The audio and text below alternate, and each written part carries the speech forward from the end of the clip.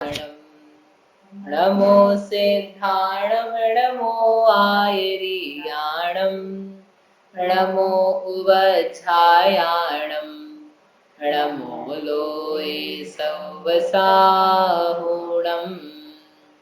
नमः श्रीवर्धमानाय निर्धूतकलिलात्मने सालोकानां त्रिलोकानां यद्विद्यादर्पणायते। ये मांगलिक ग्रंथ श्री रत्नकरंजी शावकाचार्य है। इसके रचयिता आचार्य भगवान श्री समंत भद्र स्वामी है। इसमें आज से हम नया अधिकार चालू करेंगे। नया अधिकार का नाम है सल्लेखना अधिकार। अभी तक कौन कौन से हो गए? पहला था सम्यक दर्शन, फिर दूसरा था सम्यक ज्ञान, फिर तीसरा चालू किया था अणुव्रत। सम्यक चारित्र अधिकार लिया था। सम्यक चारित्र अधिकार में अणुव्रत, अणुव्रत के बाद में गुणव्रत, गुणव्रत के बाद में शिक्षाव्रत, यानी इस प्रकार से व्रतों से जीवन युक्त हुआ। अब यह सल्लेखना की बात करते हैं। क्या होती सल्लेखना, उसको यहाँ पर बताएंगे। शरीर का भी त्याग करने का अवसर आएगा, क्योंकि शरीर छूटेगा ना, कि शरीर बना रहेगा हमेशा। जो शरीर है ये छूटेगा कि हमेशा बना रहेगा? छूटेगा ना। तो इसको रो रो के छोड़ना है कि अच्छे से छोड़ना है? अच्छे से। अच्छे से यानी क्या छोड़ना है? खा पी करके मस्ती से, मजे से। लेकिन खा पी करके मजे मस्ती वाले जो स्थितियां है ना, वो बहुत सुखद नहीं है। उसको छोड़ना भी नहीं बोलते हैं, उसको तो बोलते हैं कि छुड़ा लिया गया। इच्छा तो थी इसकी बहुत देर तक इसमें रहने की, परंतु इससे शरीर जबरदस्ती छुड़ा लिया गया। उसको बोलते हैं च्यावित, गिरा दिया गया। तो यहाँ पर इस अधिकार के अंतर्गत बहुत सुंदर पूरा प्रकरण चलेगा कि किस प्रकार से, कब, क्यों, किस लिए इस देह का छोड़ना होवे। सल्लेखना एक अपने आप में बहुत बड़ा विषय है। तो यहाँ पर जितने 15-16 श्लोक है और उसके माध्यम से और समाधि मरण की भावना है वो अपन समझेंगे, ताकि अपने परिणामों में सल्लेखना के प्रति समीचीनता आए, साथ ही अपन उसकी तैयारी करें। ठीक है ना। सल्लेखना अर्थात सत लेखन, सत अर्थात सम्यक प्रकार से, लेखन यानी क्रश करना। लेखना मतलब ऐसा नहीं लिखना, लेख धातु, लिख धातु है, तो उसका अर्थ है क्रश करना, बारीक करना, न्यून करना, पतला करना, उसको हीन कर देना। किसको हीन करना है? लेकिन उन्होंने कहा कि अपनी कषायों को सम्यक प्रकार से, जैसे कहते हैं सत्कार, सम्मान, सम्मान यानी सतमान। सत यानी प्रशंसा वाचक अर्थ में आता है। तो सत यानी सम्यक प्रकार से, सही रीति से कषायों को क्रश करना, क्रश करके शरीर को छोड़ना, उसे बोलते हैं सल्लेखना। और कषायों को, मोह को बढ़ाते हुए या वैसा का वैसे रहते हुए ये देह छोड़ी जाए तो उसे सल्लेखना नहीं कहते, उसे कहते कुमरण। मरा तो सही है व्यक्ति, मरेंगे तो सभी, लेकिन क्या मरण हो गया इसका? कुमरण। और जो सल्लेखना पूर्वक मरण करे तो उसको बोलते हैं इसका सुमरण हुआ। साधारण भाषा में कहेंगे पंडित मरण। यद्यपि मरण के बहुत सारे प्रकार दिए, 17 प्रकार दिए शास्त्र में। तो गृहस्थ का मरण सब बाल मरण, पंडित मरण जैसे नहीं हो पाते, बाल मरण जैसे होते हैं। लेकिन जो मिथ्या दृष्टि है, अज्ञानी मोही, वह जैसा शरीर छोड़ता है उससे भिन्न प्रकार का ज्ञानी छोड़ता है, तो वह मरण अलग प्रकार का कहलाता है। तो साधारण भाषा में कुमरण और सुमरण। मोह में मरना उसका नाम है कुमरण, और मोह त्याग करके कषायों की हीनता पूर्वक मरना उसका नाम है सुमरण। शरीर छुड़ा लिया जाए उसका नाम है कुमरण, और शरीर छोड़ दिया जाए उसका नाम है सुमरण। ठीक है। तो इसी सल्लेखना यानी तनु विमोचनम ऐसा कहेंगे। शरीर के छोड़ने का नाम सल्लेखना है, लेकिन ऐसे तो फिर हम कभी भी छोड़ दें, तो यहाँ पे सब नियम दिए हैं। अपन 122 नंबर का श्लोक पढ़ेंगे। सल्लेखना नाम का अधिकार है। उपसर्गे दुर्भिक्षे जरसी रुजायां च निहि प्रतिकारे धर्माय तनु विमोचन माहु सल्लेखना मार्यः। तो दूसरी लाइन है, दूसरी लाइन में लिखा है तनु विमोचनम। तनु यानी शरीर, विमोचनम यानी विमोचन करना। विमोचन करना यानी छोड़ देना, उसका त्याग करना। तनु अर्थात शरीर का त्याग करना, उसे क्या कहते हैं? सल्लेखनाम, सल्लेखना कहते हैं। कौन कहते हैं? आर्यहा, जो आर्य पुरुष हैं अर्थात गणधर आदि देव हैं, तीर्थंकर परमात्मा का उपदेश प्राप्त करते हैं, ऐसे वे गणधर आदि देव सल्लेखना किसे कहते हैं? शरीर के त्यागने को सल्लेखना कहते हैं। ठीक है, और सल्लेखना का फल उत्तम ऐसा अंत में बताएंगे। बोले ये बढ़िया बताया है, एक काम करें शरीर छोड़ दें अपन। क्यों जी? आज ही शरीर छोड़ देते हैं, ये लाओ पंखा इस पे लटके, तो शरीर छोड़ दिया, ये तो सल्लेखना होगा। जितने सुसाइड करने वाले हैं वो सभी शरीर छोड़ रहे हैं, तो सबकी सल्लेखना है। तो उन्होंने कहा कि ऐसा नहीं चलेगा, हर कभी भी कुछ भी कैसे भी शरीर छोड़ देने का नाम सल्लेखना नहीं है। एक प्रेमी भी प्रेमिका के लिए शरीर छोड़ देता है, वो कोई सल्लेखना नहीं है, वो तो कषाय में मरा है। हमने तो क्या बोला? हाँ, कुमरण। सल्लेखना में तो हमने क्या कहा? जो कषायों को क्रश करके मरे, कषाय की हीनता पूर्वक मरे, मोह मिटा करके मरे, रो रो के कारण नहीं मरे, रोता हुआ। कषाय की मंदता के साथ जो उसका मरण, हाँ, आयु खत्म होने के साथ। नहीं, आयु तो दोनों में खत्म होगी, कोई फांसी पे लटकेगा तब। आयु कर्म का जब नाश हो रहा है, अपन ने उसको बीच में नाश नहीं किया। हाँ, ऐसा नेचुरली मरने पे शरीर छोड़ना उस समय कहेंगे, और कदाचित नेचुरली भी नहीं मरने का समय आया हो तब भी तनु छोड़ना, शरीर छोड़ना, उसको भी सल्लेखना कहेंगे। बताते हैं, पहली लाइन में सब चीजें दी। आयु नहीं आई थी फिर भी, लेकिन अवसर आ गया कि अब सल्लेखना लेनी होगी। ठीक है, तो ये जो जितने मर रहे हैं ना सुसाइड कर करके, तो तनु यानी शरीर, शरीर को यद्यपि छोड़ रहे हैं, तथापि वे तो क्रोध में, लोभ में, माया से, मान से, गति से, वेद से, काम विकार, इनसे प्रेरित होकर मर रहे हैं। तो ये तो कषाय की महा तीव्रता है।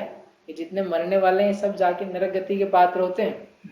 मरना चाहता है ना, प्रकृति ऐसी स्थिति देगी जहां तुम मरना चाहोगे तो नहीं मरोगे। बार बार मरना चाहते थे ना तो मारेंगे तुमको बार बार, लेकिन मरोगे नहीं, क्योंकि तुम मरना चाहते थे इसलिए आ गए यहाँ पर। हर चीज की व्यवस्था है प्रकृति में, इसलिए ऐसे विपरीत परिणाम न कदाचित पैदा हो, न दूसरे के पैदा करवाओ। किसी को देखो होते हुए उसको शांत कर दो। शांत मतलब कि भैया ऐसे परिणाम ठीक नहीं है। तो फिर कब करना? तो आचार्य कहते हैं, देखो 4 स्थितियां बताते हैं। उपसर्गे, पहला उपसर्ग के आने पर। दूसरा दुर्भिक्षे, दुर्भिक्ष पड़ जाने पर। दुर्भिक्ष यानी अकाल, और वो भी कैसा दुर्भिक्ष मतलब बहुत ज्यादा अकाल पड़ गया। 2, तीसरा जरसी, जरसी यानी जरा के आ जाने पर। जन्म जरा पड़ते ना, जरा, जरा से बना जरसी सप्तमी में, तो जरसी यानी बुढ़ापा आ जाने पर। रुजायाम, रुजायाम, रुजायाम यानी रुज, रुज अर्थात होती है बीमारी, बीमारी के आने पर क्या करना? तनु विमोचनम, तनु यानी शरीर का छोड़ना, उससे आर्य पुरुष सल्लेखना कहते हैं। नहीं, बीमार हो जाए और शरीर छोड़ दें तो उसे सल्लेखना कहेंगे। बोल ही रहे ना कि कषाय की मंदता के साथ अपना करना है। हाँ, तो वही तो, बीमार हो गया, मुझे बुखार आ गया। नहीं, बुखार नहीं, मतलब जब ऐसा कि जब शरीर के ऊपर डिपेंडेंसी हो जाएगी, हमको दवाई लेना पड़ रही है। दवाई तो लेनी पड़ेगी ना, बुखार आ जाएगा तो। बीमार, बुखार एक अलग चीज होती है, एक ऐसा कि एक ऐसे लेवल की बीमारी की। चलो कैंसर हो गया, लेट से कैंसर ही हो गया, अब क्या करना? तो कोई बात नहीं, एक विशेषण दिया इसलिए आचार्य ने, उसकी सार्थकता बतानी थी इसलिए इतना कहा। नहीं प्रतिकार, ये चारों चीजें जब इस प्रकार की हो जाए कि जिनका प्रतिकार करना संभव नहीं है, जिनका इलाज करना, सॉल्यूशन देना संभव नहीं है, जहां से रिकवरी नहीं हो सकती। अब पता है आपको कि पक्के से ये तो शरीर नष्ट होगा ही, उस समय की हम बात कर, समझ में? ऐसा नहीं कि बीमार हुए, बोले आपने कहा था बीमारी में शरीर छोड़ना, तो हम लोग सर्दी खांसी जुकाम हुआ तो हमने तो शरीर छोड़ दिया। बोले भैया इलाज कर लेना, प्रतिकार, उसका प्रतिकार है ना, उसका प्रत्युत्तर, उसका इलाज, सॉल्यूशन कुछ हो सकता है तो उसका सॉल्यूशन करो। हम ये नहीं करें जबरदस्ती मर जाओ। सॉल्यूशन जो पॉसिबल नहीं है, सॉल्यूशन जहाँ पॉसिबल नहीं है। दुर्भिक्ष आया, बोले यहाँ आजू बाजू में कुछ मिल ही नहीं रहा था, बोला हमारे इंदौर में अकाल पड़ा इसलिए तो हमने सोचा अब सल्लेखना ले लेते हैं। बोले भैया इंदौर में पड़ा था, लेकिन क्या नहीं प्रतिकार था? आजू बाजू से ला नहीं सकते थे तुम? उज्जैन से अनाज नहीं ला सकते थे, महाराष्ट्र से नहीं मंगा सकते थे, भोपाल से नहीं आ सकता था, अरे इंदौर से, इंडिया क्या बाहर, इंडिया के बाहर से नहीं आ सकता था, वहां से मंगा लेते, आ सकता होता था, लेकिन ऐसा सब जगह ही हो गया है। तो उस समय के लिए कहते हैं कि क्या करना, अब आपको संलेखना स्वीकार कर लेनी चाहिए। ठीक है, तब अपन एक एक को समझते हैं। एक एक क्या है, पहला उपसर्ग, विशेषण क्या लगाना, नी प्रतिकार है। नी प्रतिकार, जिसका प्रतिकार नहीं किया जा सकता, ऐसा उपसर्ग आ जाने पर संलेखना स्वीकार करनी चाहिए। जैसे श्री कुमार मुनि जो उन्होंने किया था, सासु मुनि हाँ, जो हुआ था, उपसर्ग आना, उपसर्ग आना ने ऐसी मुनिराज के ऊपर अथवा श्रावक के ऊपर भी इस प्रकार का दुस्सह्य कष्ट आ गया। 4 प्रकार का उपसर्ग होता है, देवताकृत, तिर्यंचकृत, मानुष्यकृत और प्रकृतिकृत। जो कमठ ने उपसर्ग किया था उसको क्या जैसे मुनिराज के ऊपर कमठ ने उपसर्ग किया, पार्श्वान मुनि, तो वह देवकृत उपसर्ग। फिर गज कुमार मुनिराज के ऊपर सिगड़ी चलाई तो मनुष्यकृत। सियालिनी ने पेड़ को खाया वो सुकुमार मुनिराज को, तो वह तिर्यंचकृत। और एक प्रकृतिकृत, बेटे हैं ऊपर से खूब तीक्ष्ण तीक्ष्ण गर्मी, सर्दी, आताप, वर्षा इत्यादि होने लगे। फिर अपन ये तो परीक्षा में भी तो गिनते हैं, 22 परीक्षा में इसको कि अपन मतलब मुनिराज तब जब करते हैं तो जैसे गर्मी के दिन में उस पे पत्थर पे बैठ के करते हैं, या जैसे ठंड के दिनों में जैसे नदी के पास में करते हैं। अब बैठ कर बाढ़ ही आने लगी, बाढ़ का आना तो कोई परीक्षा नहीं है, वो प्रकृति ने, प्रकृति के द्वारा किया गया उपसर्ग है। भूकंप आ गया, भूकंप में समा रहे हम नीचे अंदर, तो वो उपसर्ग है। और ये छोटी मोटी मतलब थोड़ी गर्मी की, सर्दी की ये बाधा ऐसी होने लगी तो परीक्षा है, लेकिन वो जानलेवा ही हो जाए। और ये विशेष परिस्थिति है, भूकंप आना, ज्वालामुखी फटना, वैसे हम नहीं ना ज्वालामुखी वाला तो, लेकिन भूकंप आ गया, बाढ़ आ गई, तूफान आने लगा, पवंडरी आ गया, नेचुरल क्लेमिटी, हाँ, सुनामी आने लग गई जहाँ बैठे थे। तो इस टाइप की जो चीजें हैं ये कहलाती है प्रकृतिकृत उपसर्ग। यानी किसी ने सोच करके उपसर्ग नहीं किया है, एक नेचुरली कैलेमिटीज जो आ गई है उनको कहते हैं प्रकृतिकृत उपसर्ग। ऐसे 4 प्रकार के उपसर्ग पाए जाते हैं। ये मुनिराज पे भी आते हैं और श्रावक के ऊपर भी आते हैं।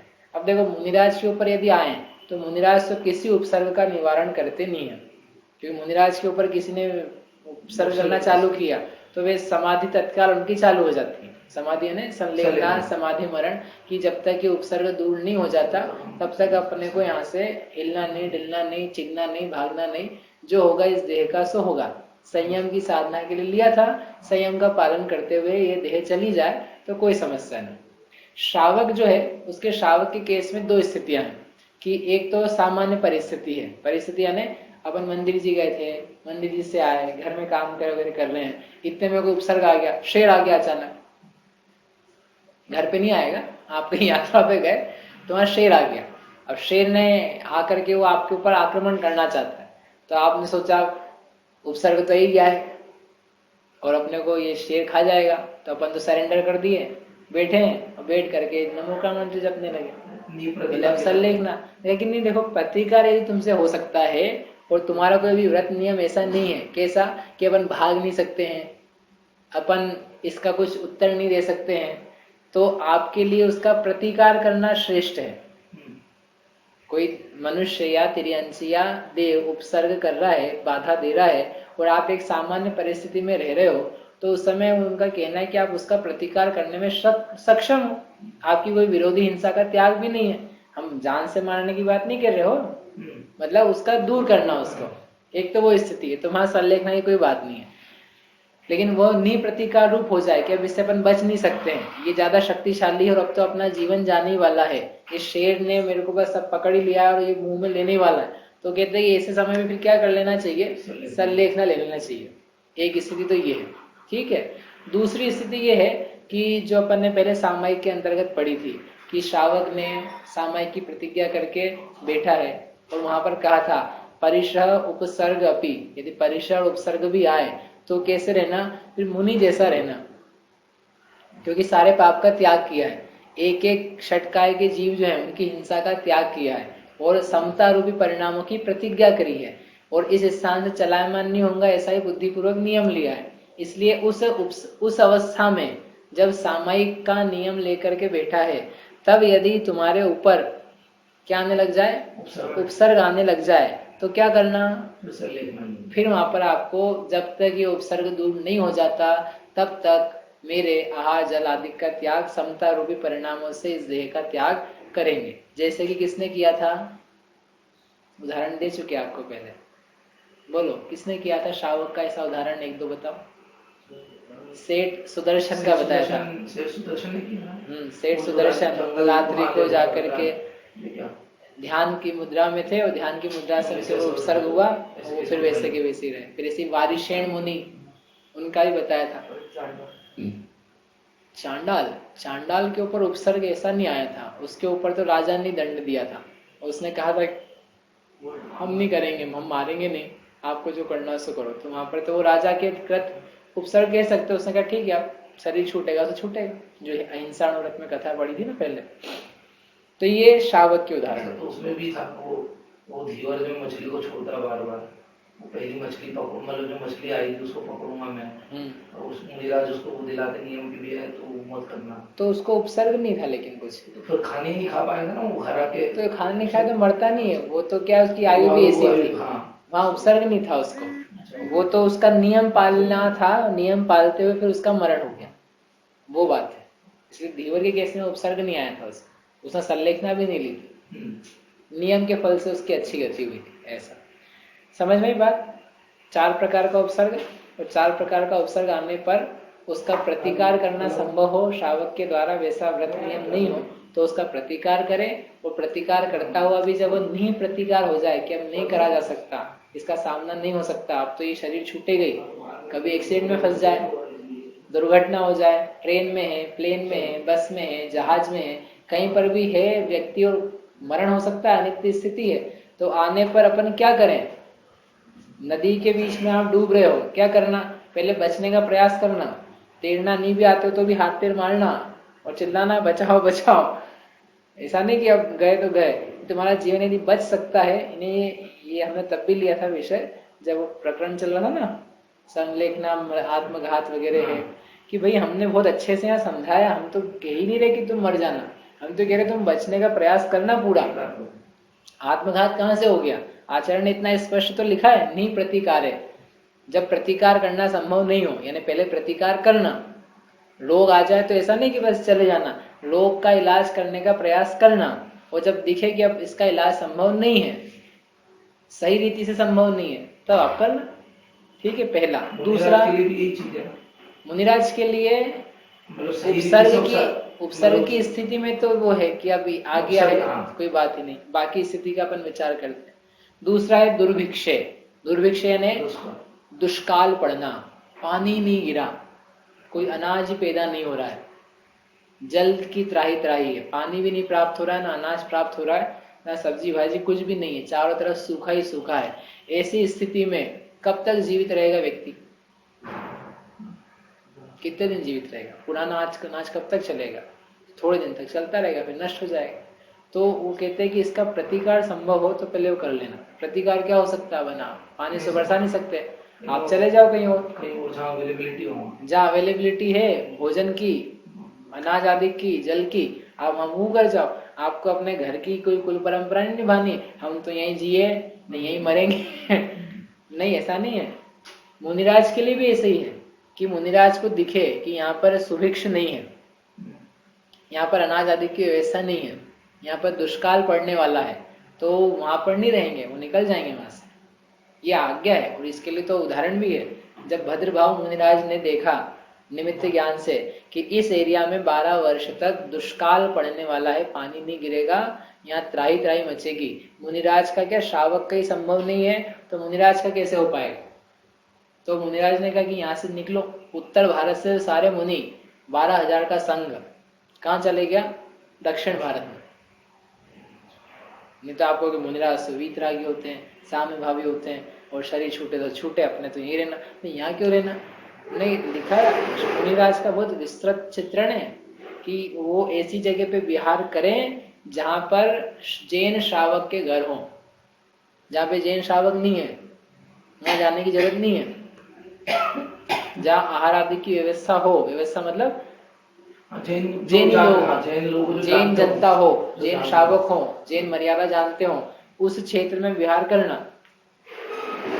रास्ते में से निकलते हुए जाना एक अलग बात है कि भाई मुझे शिखर जी की यात्रा जाना है, तो अब जहाँ जाए जैन शावक को वही जाऊंगा, तो मालूम पड़ा बीच में इसका रास्ते कैसे निकलेगा। लेकिन एक विहार करके रुकने की बात जो है, उनका कि ऐसा दिया निर्देश, और यदि दिखे कि यहाँ पर सुभिक्ष नहीं है, दुर्भिक्ष है, आप वहां से विहार कर जाओ, दूसरे नगर में जाओ। और ये तो हम तब की बता रहे हैं जब देश अलग अलग थे। ये भारत देश तो ये पूरा एक अभी कहला रहा है, पहले केरल अलग था, सारे प्रांत अलग, महाराष्ट्र अलग था, गुजरात अलग था, ये मध्य भारत अलग था, मतलब सब अलग अलग थे। तो कह रहे देश भी छोड़ना पड़े कोई तकलीफ नहीं। उत्तर भारत से दक्षिण भारत में गए तो ये सब अलग अलग देश थे, कनेक्टेड नहीं थे 2000 साल पहले। ठीक है, लेकिन देश भी छोड़ना पड़े कोई तकलीफ नहीं। तो जब मुनिराज के लिए ऐसा उपदेश है तो शावक भी देश छोड़ के चला जाए दूसरे देश में जहां पर अपने धर्म का निर्वाह हो सकता है, देवशास्त्र गुरु भी प्राप्त होते हैं और भोजन आदि की व्यवस्था है, वहां चला जाए। और कदाचित देवशास्त्र गुरु भी ना होवे, लेकिन थोड़े समय के लिए जीवन का निर्वाह हो जाएगा और इस देश में संभव नहीं है तो कहते चले जाना वहां पर। और लेकिन वापस जब यहाँ पर सुभिक्ष हो तो लौट आना। वो भद्रभाव आदि 12,000 गए थे ना, वो लौट आए थे 12 साल बाद। ऐसा नहीं कि वहां गए थे बोला ठीक है यहीं से, और लौट आए थे सब विहार करते रहते मुनिराज तो। थॉट की दिया उत्तर भारत में ज्यादा जैन धर्म फैला हुआ था इसलिए आ गए वापस। नहीं, दक्षिण में भी था धर्म, दक्षिण में खूब था। मैं इसीलिए पूछा ऐसा क्यों, बिहार करते करते वापस उत्तर भारत।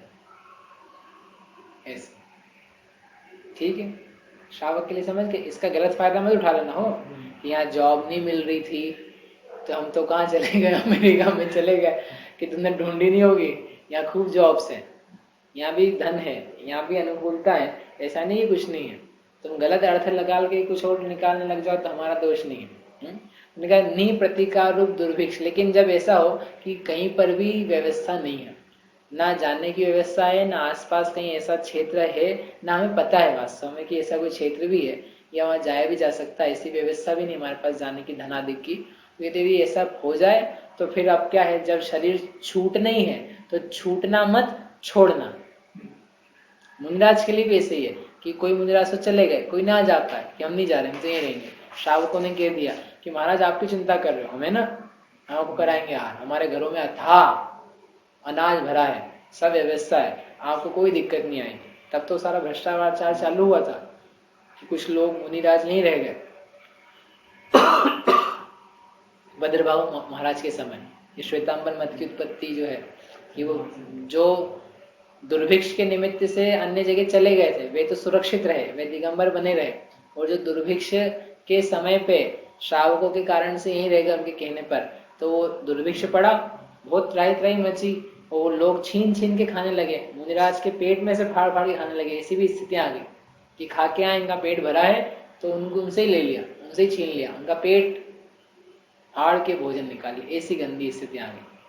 तो उन्होंने कहा कि फिर ये वस्त्र आदि महाराज आप ऐसे करो, घर पे ले जाया करो या ऐसे लपेट के आया करो कपड़ा इत्यादि। तो सारी कथा है वो अलग से जान लेना, अभी अपने को वो नहीं कहनी है, ठीक है। तो क्या कह रहे थे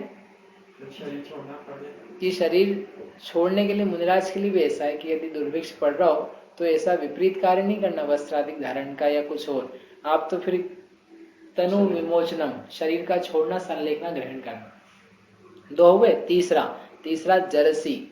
जरसी यानी जरा, ये किसी चीज है जो आती है और आई जाती है। तो वृद्धावस्था तो सबकी आ रही है, जैसे 60 के हुए बेंजी, आप वृद्ध हो कि युवा हो, अरे बोलो जल्दी से, हम युवा हैं वृद्ध कौन मानता है अपने आप को, वृद्ध हो जाता है ना 60 65 70 जिसकी भी उम्र में आप मानते हो। बोले वृद्ध लिखा है, 70 साल के हुए, सफेद बाल हुए, दांत टूटे, तो अब हमको संलेखना करनी पड़ेगी। उन्होंने कहा कि जर्सी मात्र नहीं बोला हमने, नी प्रतिकार है जर्सी बोला। वृद्धावस्था में संलेखना नहीं, ऐसी वृद्धावस्था जिसका प्रतिकार करना शक्य नहीं है। ऐसी वृद्धावस्था का अर्थ क्या है कि जो देह को जीर्ण कर देने वाली है, देह को नष्ट कर देने वाली, नेत्र कर्ण आदि इंद्रियों को नष्ट करने वाली, जंघा बल को नष्ट कर दे, हाथ पाद हस्त पाद को शिथिल असमर्थ करने वाली जरा आ जाए, उस काल में फिर संलेखना धारण करना ठीक है, श्रेष्ठ है। हाथ पे चल रहे हो तो भले तुम 70 के क्या 80 के हो जाओ, कोई तकलीफ नहीं। दांत टूट गए हो मुंह में, कोई तकलीफ नहीं, लेकिन आप चल पा रहे हो, समझ पा रहे हो, आंख नाक कान मुंह काम कर रहे हैं, भोजन पेट में पच रहा है, तो आपको सरलेखना की आवश्यकता नहीं है अभी। मतलब जब तक इंद्रियां काम कर रही है। हाँ, जब तक इंद्रियां काम कर रही है तब तक आप चलने दो। जबरदस्ती समाप्त नहीं कराओ कि अब मैं 80 का हो गया हूँ, अब मैं भोजन छोड़ना चालू करता हूँ। चालू करके 2-4 साल में तो फिर सरलेखना हो ही जाएगी। लोग क्या समझते हैं कि वृद्धावस्था में सरलेखना होती है, एक तो ये, दूसरा आहार छोड़ देंगे तो सरलेखना हो जाएगी, जबकि इस अधिकार में अपन अच्छे से समझेंगे कि सरलेखना क्या चीज होती है। ऐसा बराबर नहीं है सोचना सरलेखना के बारे में। 100 साल का भी हो जाए ना तब भी सरलेखना लेनी पड़े ऐसी कोई बात नहीं है। एक महाराज जी थे, निर्वाण सागर जी महाराज, आपने नाम सुना हो। तो वो 100 वर्ष से ऊपर के हो गए थे, तो एक विद्वान मिले, तो विद्वान कहते ऐसी बात निकली कुछ महाराज के बारे में, तो बोले अरे वो ऐसे ही है, उनको सरलेखना ले लेनी चाहिए। उन्हें क्यों ले लेनी चाहिए? बोले अब 100 के हो गए, उन्हें कौन से शास्त्र में लिखा है कि 100 वर्ष का हो जाए व्यक्ति या मुनिराज या कोई भी व्यक्ति तो उसको सरलेखना ले लेनी चाहिए। सरलेखना का शास्त्र पढ़ो, सरलेखना का स्वरूप पढ़ो, तो समझ में आएगा सरलेखना कब ली जाती है। यहाँ ये नहीं लिखा 100 साल, 120 साल, 115 साल, यहाँ ये लिखा नी प्रतिकारे जड़सी, जिस जरा का, वृद्धावस्था का प्रतिकार नहीं। अब आप ना चल पा रहे हो, न बोल पा रहे हो, न उठ पा रहे हो, न भोजन पच रहा है, इंद्रियां ढीली हो गई है, हाथों से मल अपने आप निकल जाता है, उसमें कंट्रोल कैच करने की पावर नहीं बची। मल रहता है ना हाथों में, तो वो निकलता क्यों नहीं? क्योंकि अपने आते ने पकड़ रखा है, और जब रिलीज किया जाता है तो छूटता है। लेकिन जब हाथों की शक्ति खत्म हो गई ऐसी अब कि वो कभी भी कैसे भी निकलने लग जाता है, इसका मतलब इसकी वृद्धावस्था असह्य हो, असह्य क्या, नहीं प्रतिकार रूप हो गई। अब इसका समाधि का वास्तविक समय आ गया। किसी की एज से या उसके मुख से या उसकी झुर्रियों से या उसके टूटे हुए दांतों से या सफेद बालों से इस बात का अंदाजा नहीं लगाया जा सकता है कि ये सरलेखना के योग्य है। समझ में आई बात? और बहुत जानकारी चाहिए इसके लिए। नाड़ी देखना हमको तो आती नहीं है, नाड़ी देखना, मुख देखना, हाथ देखना, कुंडली देखना, ये सब देख के होती है सरलेखना बुद्धिपूर्वक अच्छे से। ऐसा नहीं कि कुछ भी तुमको लगा कि मैं मर रहा हूँ और तुमने सोचा बस छोड़ दिया हमने सब, गड़बड़ होती है बहुत। सरलेखना में संक्लेश हो जाता है। अच्छे भले शरीर को सुखाने जाओगे तो तुम्हें रोने और तकलीफ के अलावा कुछ नहीं मिलेगा। आप करो सरलेखना, आज एक काम करो, 20 दिन भोजन मत करो, आप भी हो जाएगा, शरीर छूट जाएगा। तो क्या अच्छे होगी सरलेखना? नहीं, संक्लेश से मरेगा व्यक्ति, और संक्लेश से मरेगा तो कुमरण ही होगा। इसलिए ये बहुत सुंदर दिया, समझ में आ गया? जर्सी। तीसरा अंतिम रुजायाम। रुजायाम यानी रोग। रोग के आ जाने पर, रोग कैसा, लेकिन नहीं प्रतिकार, जिस रोग का प्रतिकार नहीं किया जा सकता है, जिसका इलाज करना संभव नहीं है। जिस रोग का इलाज संभव है तो आप उसका इलाज कराओ। कोई असाध्य भी रोग हो लेकिन कोई उसकी औषधि मिल रही है ना, योग्य है और कोई सॉल्यूशन हो सकता है। इसलिए वो कैंसर की हम बात कर रहे थे, कैंसर है, इन कैंसर का कोई उपाय मिल रहा है, कोई सॉल्यूशन है, कोई आयुर्वेदिक प्रासुक निर्मल औषधि जो आप ले सकते हो वो है, वो कह रहे हैं कि ट्रीटमेंट आप कराओ, फायदा हो सकता है, गारंटी नहीं दे रहे, हो सकता है, तो आप कराओ ट्रीटमेंट। इन ट्रीटमेंट ऐसा हो कि यार ये तो अपनी चेतना रहे कि नहीं रहे मालूम नहीं पड़े, डॉक्टर ही बोल रहा है देखो ऑपरेशन करेंगे, कोई भरोसा नहीं है, फेल भी सकता है, वापस भी आ सकता है, जा भी सकता है, तुम बिस्तर पे हमेशा पड़े हुए रह सकते हो, हमें कुछ नहीं पता है, हम कह नहीं सकते, हम ट्राई करेंगे। हाथ जोड़ लेना उससे, ऐसा नहीं इलाज कराना हम, क्योंकि अभी कम से कम दिमाग है, बुद्धि है, मैं संलेखना कर सकता हूँ, और वहां अपन बिस्तर पे पड़े रह गए तो काय की संलेखना। एक अभी हमारे एक पहचान के हैं साधर्मी, उन्होंने बहुत अच्छा निर्णय लिया, उनको हो गया कैंसर। तो कैंसर में उन्होंने दिखाया डॉक्टर को, तो डॉक्टर ने यही जॉब से कहा, डॉक्टर ने कहा देखो आपको कीमो, क्या होता है, कीमोथेरेपी लेनी पड़ेगी। ठीक है ले लेंगे, ठीक हो जाएगा। बोले लेकिन उसके बाद ठीक हो जाए इसकी कोई हमारी गारंटी नहीं है। ऑपरेशन दूसरा इलाज है ना, ऑपरेशन करके सब टेस्टिंग कर ली, देख लिया हमने, ऑपरेशन करने के बाद में भी वो उतना ही रहेगा कि कम हो जाएगा कि बढ़ जाएगा, इसके बारे में हम कुछ नहीं कह सकते हैं। ऑपरेशन करके जब खोलेंगे तो हो सकता है कि खोल के वैसा का वैसा पैक भी करना पड़े, कुछ भी नहीं हम कर पाए। ऐसा भी हो सकता है कि आप वहीं पड़े रह जाओ, मतलब ऑपरेशन किया लेकिन अब कुछ नहीं, खत्म, आपको वहीं रहना, जिंदा हो लेकिन वहीं हो। या हो भी सकता है कदाचित ठीक हो जाए, और यदि हो भी गए तो उसके बाद में आपको ये प्रोटीन चढ़ाना पड़ेगा, नहीं ये करना पड़ेगा, दुनिया भर की बातें। तो अब आप देख लो क्या करना है।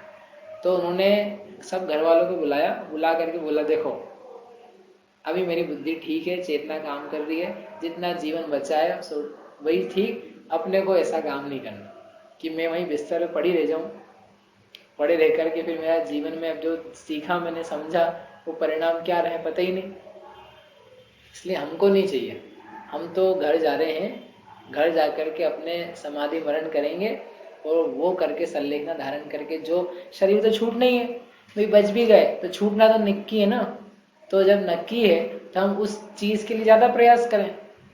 इसलिए उस महिला ने निर्णय लिया कि हम नहीं जा रहे, इलाज कर रहे हैं, दवा ले रहे हैं, आयुर्वेदिक जो कह रहे हैं कि हाँ यहाँ पे हमारे पास सॉल्यूशन है, वो ले रहे हैं ट्रीटमेंट, लेकिन जहाँ हमारे जीवन का भरोसा ही नहीं है, वो भरोसा ऐसा है कि उल्टा और हो जाएगा, तो अपन क्यों चक्कर में पड़े। उसने कहा संलेखना लेंगे। संलेखना लेंगे इसका मतलब ये नहीं कि भोजन बंद कर दिया, दवा बंद कर दी, वो सब चालू है, इलाज कर रहे हैं, लेकिन कभी छूटेगा तो हम तैयार हैं उसके लिए, वी आर रेडी। इसको बोलते हैं संलेखना, ready to die, not because of kashaya, कषाय के लिए नहीं, धर्म के लिए। इसलिए भी एक विशेषण बाकी है इसमें, धर्मा है, किस लिए, धर्म के लिए। इसको अपन कल समझेंगे, ठीक है। तो एक बचा अपना, जो रोग है ऐसा रोग आ जाए जिसका प्रतिकार करना असंभव हो, तब ऐसी स्थिति में क्या धारण करना, संलेखना। और यदि उसका प्रतिकार करना संभव हो तो प्रतिकार करना। ये भैया अब संलेखना चलेगी इस अधिकार में, तो ये अच्छे से सुनना, क्योंकि जो पहले से तैयारी करता है उसकी संलेखना हो पाती है। और ये ऐसा नहीं कि मरण के समय आएगी, इसलिए एक शब्द हो गया ना उपसर्गे, उपसर्ग तो कभी भी आ सकता है। आप ट्रेन में जाओ तो ट्रेन का एक्सीडेंट हो जाए तो ही उपसर्ग है, अब बोले नीचे निकलने का अवसर ही नहीं है। प्लेन से जा रहे थे, प्लेन क्रैश हो गया, अंटार्कटिका क्या होता है, प्रशांत महाद्वीप में गिर गया, तुमको तैरना नहीं आता है, गए तुम, तैरना आता होगा तो भी जा सकते हो इतना बड़े समुद्र में कहाँ तैरते फिरोगे। तो वहां पे तुमको अवसर हो सकता है, ट्रेन में हो सकता है, बस के ऊपर जा रहे थे, किसी ने आग लगा दी, बम फोड़ दिया, क्या करना, बच सको ठीक, नहीं तो तुम्हारे तो लहूलुहान हो रहे हो, एक्सीडेंट हो जाए रास्ते में चलते चलते, तो तुम्हें कोई उठाने वाला नहीं मिला, तो अपने परिणाम तो शांत कर सकते हो कि मैं संलेखना धारण कर रहा हूँ। इसलिए ऐसा मत समझना, किसके लिए, ये वृद्ध लोगों के लिए। उपसर्ग कभी भी किसी पर किसी भी प्रकार से आ सकता है, इसलिए अपने परिणाम को तैयार करने के लिए पूरी क्लास, पूरा अधिकार अच्छे से समझना। जावाणी के ज्ञान ते सूझे लोकालो, सोवाणी मस्तक नवो सदा देशो ढो।